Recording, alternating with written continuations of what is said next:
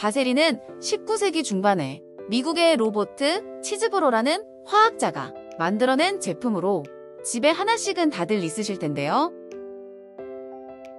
치즈보로는 1837년에 태어나 1933년까지 무려 96년을 건강하게 살았다고 합니다. 사람들이 그에게 장수와 건강의 비결을 물어보면 그는 하루에 한 번 바세린 한 숟갈이라고 대답했다고 하는데요.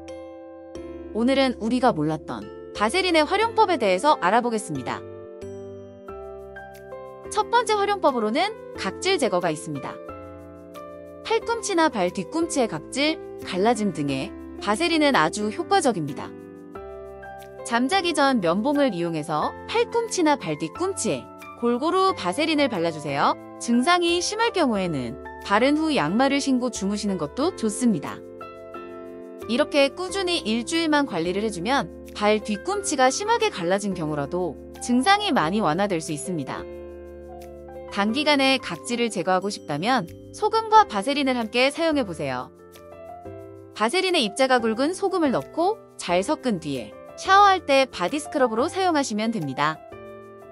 또한 겨울철이 되면 입술이 트고 각질이 일어나기 쉬운데요.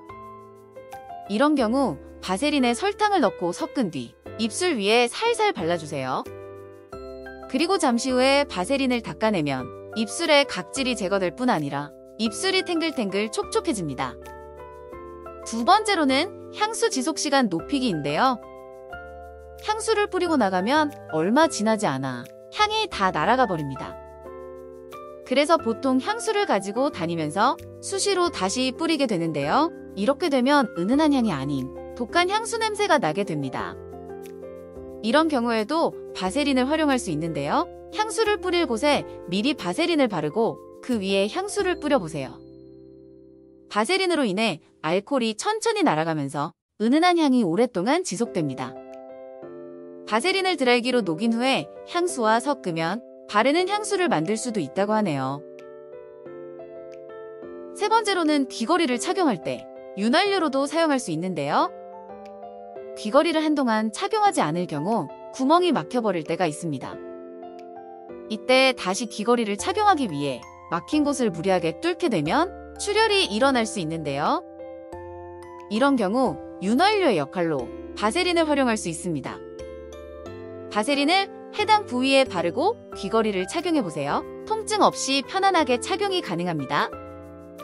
네 번째로는 가죽 제품 관리인데요. 마른 천에 바세린을 조금 묻혀서 상한 가죽 제품에 부분적으로 펴 바르면 가죽이 새 것처럼 깨끗하게 돌아옵니다.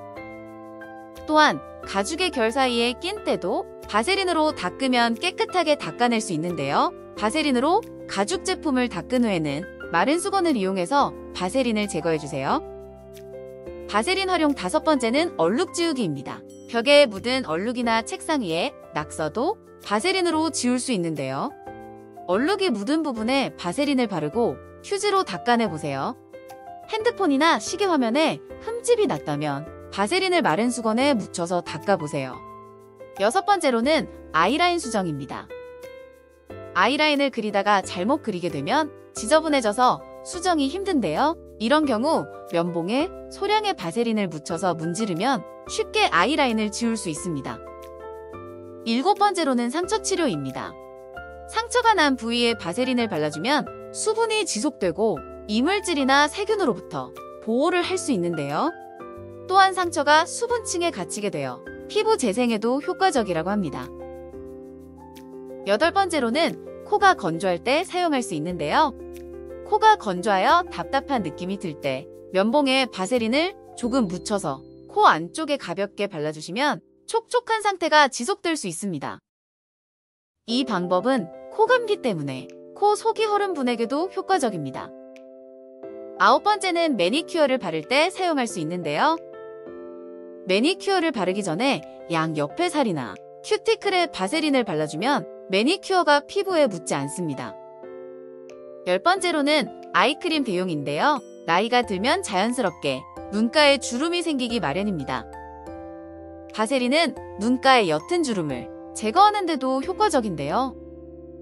눈가에 주름의 바세린을 2주에서 3주간 꾸준히 발라주면 주름이 거의 사라지게 된다고 합니다. 실제로 바세린은 고가의 아이크림보다 효과가 좋다고 하는데요. 기네스 펠트로나 마돈나 등의 해외 유명 배우들 역시 눈가주름에 아이크림 대신 바세린을 바른다고 하네요.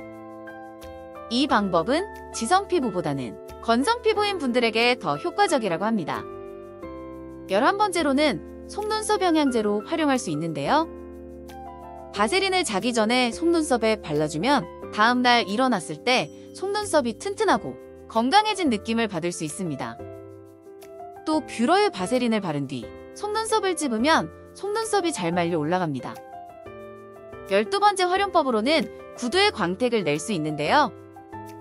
가죽 신발이나 지갑 등에 바세린을 바른 뒤 마른 천으로 닦아주면 오래된 제품도 새 제품처럼 광이 납니다. 바세린을 닦아낸 후에는 마른 수건으로 다시 한 번 더 닦아주세요. 13번째로 바세린은 염색을 할 때도 사용 가능합니다. 집에서 염색을 하는 경우 염색약이 이마나 목에 묻어 불편한 경우가 있습니다. 이런 경우 헤어라인을 따라 바세린을 발라주면 염색약이 피부에 묻는 것을 방지해줍니다. 손상된 머리카락에 윤기를 줄 때도 바세린을 사용할 수가 있는데요. 머리카락의 손상이 심한 경우 푸석푸석하고 갈라지게 됩니다. 이때 바세린을 손바닥에 조금 덜어내어 머리카락에 살살 발라주면 손상된 머리카락에 윤기가 흐르게 됩니다. 다음으로 태닝할 때도 사용이 가능합니다.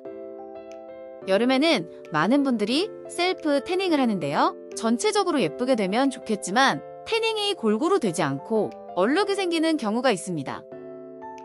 이는 무릎이나 팔꿈치, 발목 같은 부위가 더 건성이기 때문에 흡수율이 달라서 생기는 현상인데요. 이런 부위에 바세린을 먼저 바른 뒤 태닝을 하면 구석구석 퍼지는 효과로 좀 더 보기 좋게 태닝이 된다고 합니다. 머리카락에 껌이 붙었을 경우에도 바세린을 활용해보세요. 바세린을 껌 주변에 발라준 뒤 빗으로 해당 부위를 살살 빗어주면 껌이 밀리면서 떨어집니다. 또한 벌레에 물렸을 때도 바세린을 활용할 수 있는데요. 모기 등에 벌레 물렸을 때 바세린을 상처 부위에 발라주면 해당 부위를 건조하지 않게 만들어줘서 가려움증이 억제됩니다. 피곤하거나 스트레스가 심한 경우, 면역력이 떨어진 경우 입속에 상처가 생길 때가 있는데요. 이때 상처 부위에 연고 대신 바세린을 발라주면 좋은 효과를 볼 수 있습니다.